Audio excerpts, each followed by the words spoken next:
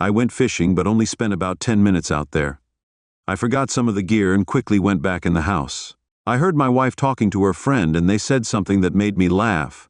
When they noticed me, I asked what they were talking about. My wife and her friend were talking about Louis, the young neighbor who moved in last month. They were saying how he'd grown his hair out, and now he's got this long ponytail. Mary and I exchanged quick glances.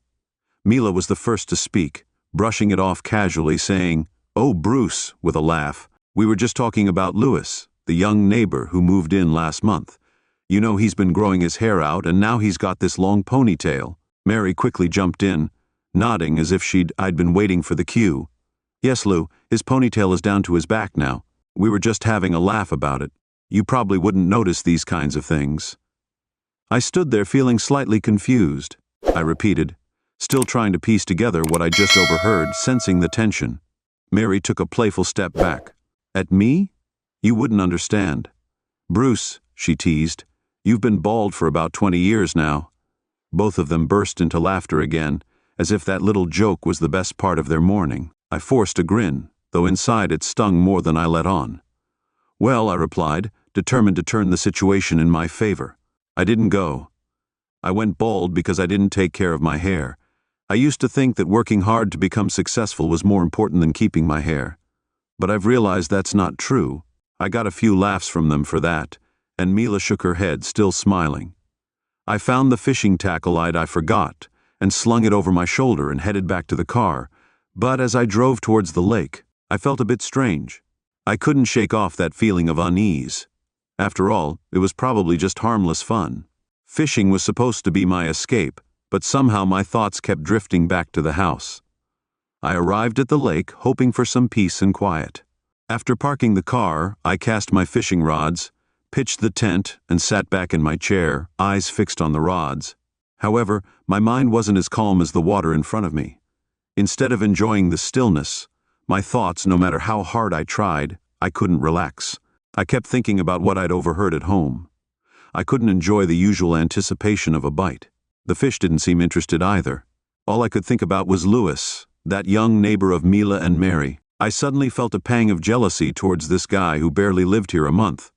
I started comparing myself to him. I'm 58, no spring chicken anymore. What could he be? 33? He looks like he stepped straight out of a fitness magazine with the kind of sculpted physique that reminds you of a Greek god. I felt a little jealous of this guy who barely lived here a month. I started comparing myself to him. I'm 58, so I'm not as young as I used to be. And Louis, what could he be? Maybe 33. He looks like he stepped straight out of a fitness magazine with the kind of sculpted physique that reminds you of a Greek god. I joked to myself that Louis must spend more time in front of the mirror than some women do. You know, the type of men who are overly concerned about their appearance, fussing with their hair and making sure every little detail is perfect. There's a term for them, isn't there? Write in the comments what such men are called. I'll be honest, I forgot and I'm in a hurry to tell you my story, so I didn't have time to Google it. The guy looks great. But how much time did he have to spend worrying about his looks? Meanwhile, I worked hard during my younger years building my business from the ground up. Now, work only takes up 2 or 3 days. For a week, I can relax, enjoy life, and know that our finances are secure. There's no need to grind day in and day out like Louis probably has to. That way, I had an advantage over the guy, but then my thoughts drifted to Mila. She's 46 and lately I'd noticed a few changes in her. Nothing dramatic, but enough to make me wonder if she might be going through something. It made me wonder if she might be going through something. Midlife crises can hit people between 40 and 50, and sometimes they start looking for excitement in all the wrong places. Could that be what's happening with her? Or maybe I was just reading too much into things? I sighed, trying to shake off the feeling. No. I was getting myself all worked up over nothing. There was no proof of anything, and overthinking it wasn't going to help. I'd come here to relax, not to torture myself with wild ideas. So I decided to let it go for now, and focus on the fishing. A week later, something else happened that I didn't see coming. Mila and Mary decided to sign up for yoga classes. I was happy about it. I thought it was great that Mila wanted to stay active, especially since we were both getting older. But then I found out the real kicker. Guess who the new yoga instructor at the local fitness club is? Yep, you guessed it, LS, the same one. So, Louis, the guy I was trying to forget about, has somehow reappeared in my life. When other trainers were around, Mila and Mary weren't eager to start yoga, but now they're suddenly keen. It's funny how that works, right? I understand it with Mary. She's been divorced for about 5 years now. And she's single, so it's not hard to understand why a younger fit guy like Lou might catch her eye. But why Ma? Why was my wife, who's never shown much interest in fitness classes before, now so eager to spend her time at the gym with him? I decided it was time to talk to Mila. I couldn't just keep letting this eat away. I decided to ask her outright what was going on with her and Mary hanging around Louis. I said, "What were you two even discussing the other day when I walked in?" Mila's face tightened, and it was clear she was irritated. I asked, "Are you jealous, Bruce? Is that what this is about?" I didn't see any point in denying it. I said I was jealous. The guy's half my age, looks like he was carved out of marble, and now you're spending your time doing yoga classes just because he's the instructor. What am I supposed to think? She rolled her eyes, clearly not in the mood for this conversation. Well, maybe you should use this as motivation to take care of your body and health for a change. She shot back, honestly. Bruce, you've let yourself go. You've got a belly now. And let's not even get started on your issues with men's health. That last part hit me harder than I expected. I could handle the jab about my belly, but the dig about my men's health that really hit home. I'm sure a man of my age will understand. When you start dealing with prostate issues, it messes with your confidence. I'd just started treatment with a really good doctor, and things should get better in the coming months. But why in the world did Mila feel the need to throw that in my face? Why are you? I was so taken aback, I asked, trying to keep my voice calm even though I was seething inside. I wasn't expecting her to be so harsh about it. We were supposed to be in this together, and here she was using my insecurities against me. Ma just shrugged as if she didn't even realize how much it hurt. Maybe it's time you faced the facts. Just to set the record straight, Bruce Leasis isn't the issue here. It's you. The conversation didn't end well. I felt like I'd been punched in the gut, not just by her words, but by the realization that something was shifting between us, and it wasn't just about Louis. I was definitely offended by what Mila said, and it left a bitter taste. I knew I had to get to the bottom of this Louis thing, not just for my peace of mind, but to understand why my wife was suddenly so interested in this guy. Who was Lou, anyway? The way she spoke about him and the fact that she and Mary jumped at the chance to be in his yoga class made me uneasy. I decided to take a more direct approach and called up one of my business friends, Arthur. He isn't a private investigator, but he's got a knack for finding information about people on the internet. He's helped me out with stuff before and always seems to know where to look to dig up the dirt. I asked him to look into Louis. I asked Bruce Arthur to look into Louis just to get a sense of who he was. He said he'd have it done in a week. I had a few things on my plate, but I'd find out what I could. That gave me some peace of mind. I wasn't going to sit around and stew in my jealousy without at least knowing who this guy was. In the meantime, I needed to do something for myself. My doctor had been suggesting I make some lifestyle changes in addition to the medication I'd been taking for my health issues. I didn't need to be told twice. I already felt like I needed to prove something to Mila, and maybe even to myself.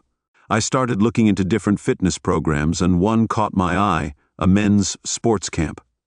It was an old-school kind of program with lots of walking, sports training, and physical challenges designed to get the blood pumping and stimulate testosterone production. It sounded like the kind of thing I could get into. I decided to go back to being a Boy Scout again, out in the wilderness, pushing myself. It wasn't just about health anymore, it was about showing Mila that I wasn't some washed-up guy sitting around with a beer belly. She had just told me that I needed to take care of my body, so I figured this would be the perfect way to show her. I still had some drive left. There was still plenty to prove. This camp was going to show it. I signed up. For the first time in weeks, I felt excited. I was still waiting on Arthur's report, but now I had something productive to focus on if Mila wanted. If she wanted me to take care of my health, I would. And I would do it better than she ever expected. My training camp had just started, and right from the beginning, I knew this was exactly what I needed. The camp was set in a special base surrounded by thick woods with a river running nearby. The air was fresh, and the scenery was beautiful, and for the first time in weeks, I felt like I could finally breathe.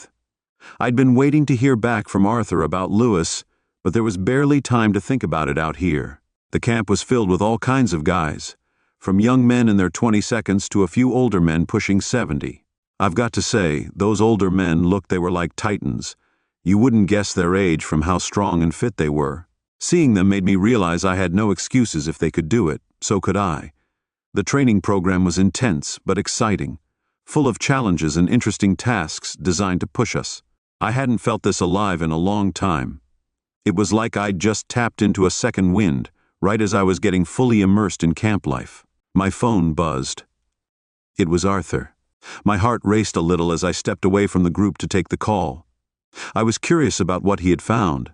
His voice was calm, but what he said was anything but. Before the truth comes out, don't forget to subscribe to the channel and click the bell to receive notifications. You'll want to know about many more extravagant stories. Bruce Arthur began, I found out some interesting things about your pal Lewis. He's the real deal when it comes to yoga and fitness. He's certified and has a solid reputation as a trainer. I could hear the edge in Arthur's voice, so I braced myself for what was coming. It turned out that Louis had worked in male strip clubs for a long time. That's not the worst of it, though. He's pretty financially comfortable, too. Or at least he acts like he is. He's got this whole image of living large. The kicker is that he runs a men's blog, a paid subscription kind of thing where he teaches guys how to live the high life. I raised an eyebrow. What kind of fitness tips or lifestyle stuff does he offer? Arthur chuckled darkly. No, Bruce, this blog is all about teaching men how to be gay, how to pick up older women, how to charm them. And he's teaching guys how to get gifts from them. He's basically coaching guys on how to live off women, and he's proud of it. I was stunned Lewis wasn't just a fitness trainer or some random yoga guy. He was out here teaching men how to manipulate older women for money and gifts. The thought of him hanging around Mila and Mary, I was pretty mad about all this. Arthur carried on with it. I've got all the evidence you need to show Mila later if you want. It's pretty damning stuff. I thanked Arthur, feeling both furious and relieved at the same time. I was suspicious of Louis, but this was beyond anything I could have imagined. Now I had something real to confront Milo with when I got back, but for now I had to stay focused on my camp. I wasn't going to let Louis and his sleazy little scheme ruin what I was building here. This camp was about me proving to... I pocketed my phone and headed back to the group, feeling more determined than ever. Whatever happened next, I knew one thing: when I returned home, things were going to change. I had the perfect card up my sleeve. The day finally came. When I got back from the camp, I felt stronger, clearer, and ready to face whatever needed to be addressed before confronting Mila. I decided to check something I'd never bothered with before: her spending. I had access to her card, but out of respect, I'd never thought to monitor it. Given what I now knew, though, I had to. I couldn't let Lewis's spending go unchecked. It was frustrating to see that she'd spent more than usual, a lot more. The numbers didn't lie. Had she been giving this guy money? My blood started boiling just thinking about it. I waited at home, stewing in my thoughts, ready for the confrontation. When she got back that evening, I could tell straight away that something was up. She looked surprised to see me sitting there, almost like she wasn't expecting me back yet. Even worse, she was clearly drunk. I could smell the alcohol on her as soon as she walked through the door. "Where have you been?" I asked, my tone sharper than I intended. "Oh, Bruce, you're already home." She slurred slightly, ignoring my question. I didn't waste any time asking where she'd been spending all this money these past 2 weeks. "Mila, you've been spending more than usual, and I'm not seeing anything to show for it." She blinked at me, clearly taken aback. "What the hell, Bruce? Since when did you start checking my spending? I manage my account how I see fit. You don't get to control me." Her defensive tone was expected, but it only fueled my anger. You don't control me, but when you start throwing money around and it looks like you're playing into the hands of that Louis character, yeah, I'm going to have to step in. I stood up, my frustration boiling over as I pulled out the printed sheets of paper Arthur had sent me. "Do you even know who this guy is? Let me tell you, he's a jiggo. He's a smooth-talking scam artist who makes a living off women like you. He teaches other men how to do the same. Are you really that gullible? That's pretty naive to fall for this guy. His looks are deceiving." I threw the papers down in front of her. "Look at it. Look at what this guy really is. He's using you." Mila stared at the pages for a moment, her face a mix of confusion and disbelief. Then she slowly sank onto the couch, shaking her head. "No, that's not true. He's not like that. He's just a yoga instructor. A yoga instructor, sure, and a male stripper and a scammer. He's all of that. And you're falling for it. She sat there silent for a few moments, staring at the evidence I'd laid out.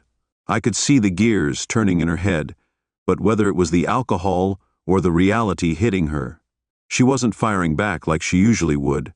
She just sat there looking lost. Mila sat there in silence for what felt like an eternity.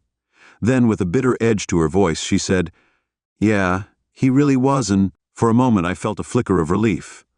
Maybe she was seeing I could tell she was thinking, but then she muttered, "It's good that I broke up with him." I was so surprised I stood there for a moment, trying to process what she'd said. She seemed unaware she'd spoken aloud. In the story, why did she say this? I thought it was probably because Lou left her and she was upset. I think that was probably his tactic. "Mila, are you crazy? Did you have an affair with him?" She looked at me, eyes widening for just a second before snapping. "So what?" Her voice was shaking with a mixture of anger and frustration. "Yes, okay, so what if I did?" I was speechless, but before I could even process what she just admitted, she started getting hysterical. Her voice cracked, and she threw her hands in the air like she was cornered. "I'm a grown woman. Bruce, do you know what that feels like? I'm scared. My youth is fading, and I don't know what to do." Her words were, "I've just started using Torrent, and I barely recognize the woman in front of me." "Was that really a reason to cheat on me?" I asked, trying to keep my voice steady, though I could feel my chest tightening. This wasn't just betrayal. It was like watching everything I thought I knew crumble in front of me. It wasn't cheating. She shot back, her voice sharp and defensive. "I needed it. I'm going through a midlife crisis. Bruce, you wouldn't understand. I needed it." "So you needed to betray me to throw everything we've built away for what?" Mila's tone shifted, becoming almost cruel. "Look at you, Bruce.